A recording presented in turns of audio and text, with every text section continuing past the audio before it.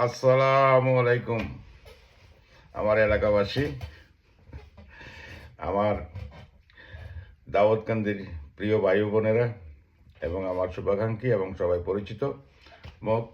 তবে আমি দাউদকান্দি নিয়ে কিছু কথা বলবো। দাউদকান্দি অনেক ঢাকার নিকটে গুলিস্তান থেকে গাড়ি ড্রাইভ করে যাইতে সময় লাগে 38 or 39 মিনিট।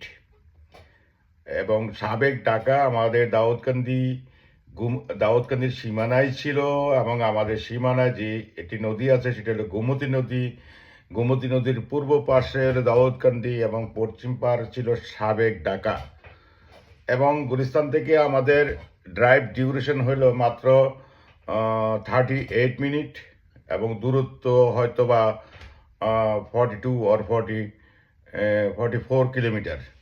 কিন্তু দাউদকান্দিবাসীর কাছে আমার একটা প্রশ্ন, দাউদকান্দির লোক সবসময় দলীয়ভাবে অ্যাক্টিভিটিস এবং তারা সক্রিয়, যেহেতু ঢাকার অনেক নিকটে।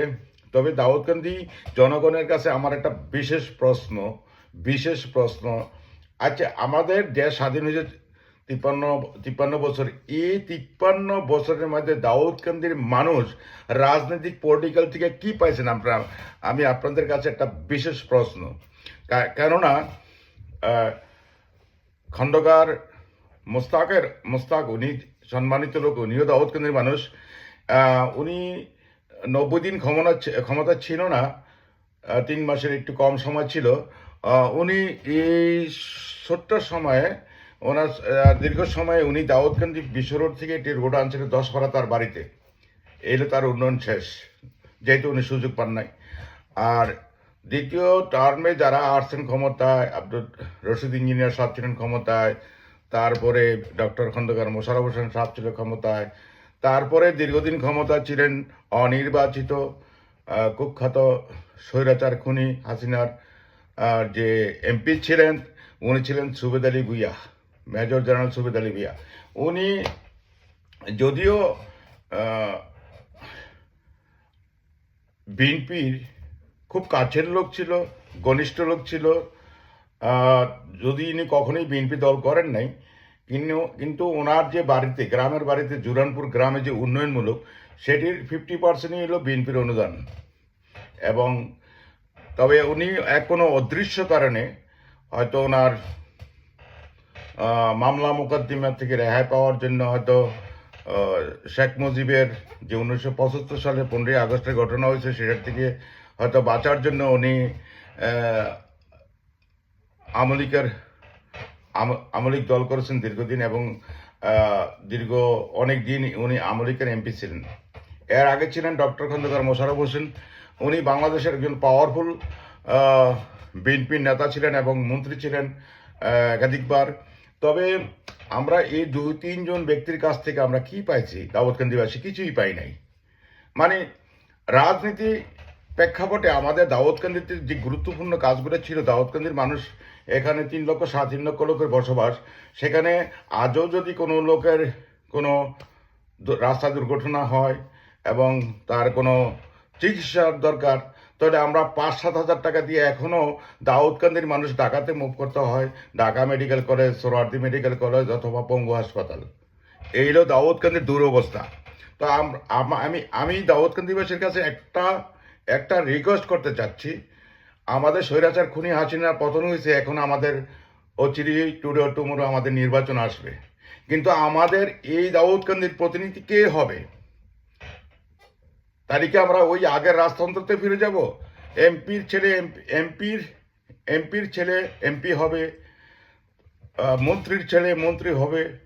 এটা কিন্তু একটা রাজতন্ত্রের বহিঃপ্রকাশ। তা আমরা চাচ্ছি, আমার মনে হয় দাউদকান্দিবাসীর উচিত এই রাজতন্ত্রের অবসান ঘটাইয়া আমরা অবশ্যই নির্ধারণ করব কে বা কাহারা ক্ষমতা আসবে, যাদের মাধ্যমে দাউদকান্দির উন্নয়ন হবে, জনগণের উন্নয়ন হবে। এখন মনে করেন আপনি সুবেদ আলী ভুইয়া কোন আর ডক্টর মোশাররফ কোন, ওনারা কিন্তু জনগণের সাথে সম্পৃক্ত না। তো আমি যতটুকু জানি, এমপি যারা বিএনপিতে রাজনীতি করেন, ডক্টর মোশাররফ হোসেন সাহেব জনগণের সাথে সম্পৃক্ত না।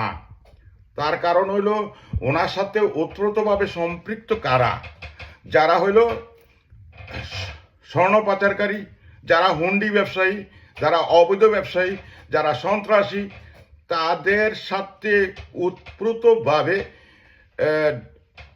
ডক্টর খন্দকার মোশাররফ হোসেন সাথে স্বয়ংক্রিয় এবং সম্পৃক্ত, এবং ডক্টর মোশাররফ হোসেন সাহেব হয়তো বা ওনার ছেলে হয়তো নির্বাচনে আগে আসবেন, মিছিল মিটিং করবেন, গরিবের সাথে কোলাকুলি করবেন, কিন্তু যেদিন নির্বাচন শেষ তারা চলে যাবে ঢাকায়।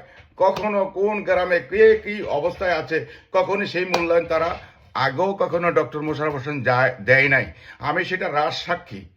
আমি অনেক কিছু গরিবের চাকরি নিয়ে ডক্টর খন্দকার মোশাররফ হোসেন যখন ক্ষমতায় ছিল, আমি তার কাছে কোনো মূল্যায়ন পাই নাই, তার কাছে কোনো মূল্যায়ন পাই নাই। তো সুতরাং এসব অনৈতিক লোকদেরকে, যেমন সুবেদ আলী ভূঁইয়া কি করেছেন? নাথিং। ওনার ওনার ওনার ছেলে মোহাম্মদ আলী সুমন ছিল এক কুখ্যাত সন্ত্রাসী, নারীবাদ এবং নেশাখোর। সুবেদ আলী ভূঁইয়া কি করেছেন দীর্ঘদিন?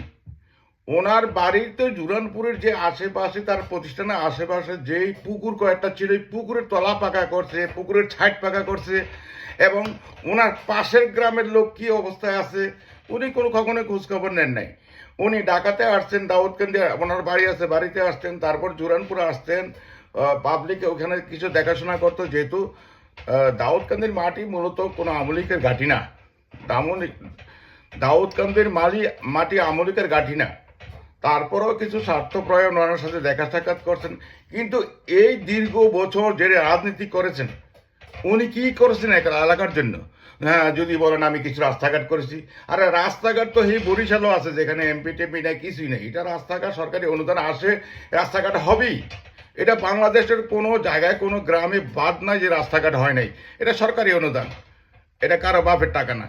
তো সুতরাং আমি দাউদকান্দিবাসীর কাছে জোরালো রিকোয়েস্ট করছি, আপনারা নেক্সট ইনশাল্লাহ 1 বছর হোক, 2 বছর হোক, 6 মাস হোক, একটা নির্বাচন আসবে, আপনারা সঠিক লোককে নির্ধারণ করিবেন, যারা আমাদের মূল জিনিসগুলা, যেগুলি জনগণের প্রাপ্য, একটি ইন্টারন্যাশনাল ইউনিভার্সিটি, একটি মেডিকেল কলেজ, এগুলি আমাদের মূল দরকার।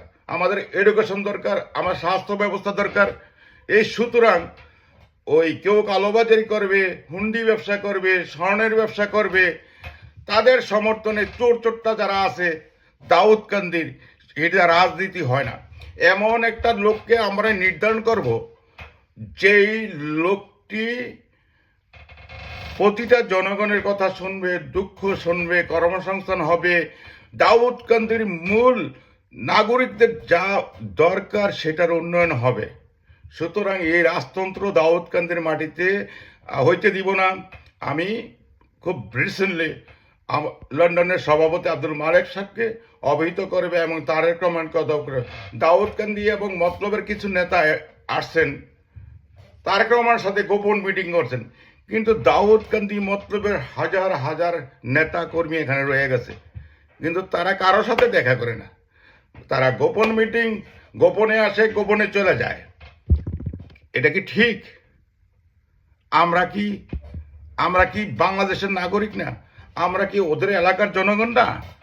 আমাদের সাথে সম্পৃক্ত নাই। যে অদৃশ্য পলিটিক্স দিয়ে দাউদকান্দির ভবিষ্যৎ গড়া হবে না। ইনশাল্লাহ আমি অচিরেই দাউদকান্দির মূল অবকাঠামো নিয়ে আমি তারেক রহমান সাহেবকে অবহিত করব, সভাপতি আব্দুল মালেক সাহেবকে অবহিত করব। এইসব রাজতন্ত্রের অবসান চাই, দাউদকান্দির রাজতন্ত্রের অবসান চাই, দাউদকান্দির আমরা উন্নয়ন চাই। আমাদের মৌলিক যে জিনিসগুলা প্রয়োজন সেগুলি আমাদের জনগণকে দিতেই হবে। ওর নির্বাচনের আগে চায়ের পরিবর্তে অন্য কিছু ভালো, চায়ের পরিবর্তে বিরিয়ানি, ওসব দিয়া দাউদকান্দির নির্বাচন হইতে আমার পক্ষ থেকে আমি দিব না। ইনশাল্লাহ। বাংলাদেশ জিন্দাবাদ, আমার বাংলাদেশ জিন্দাবাদ।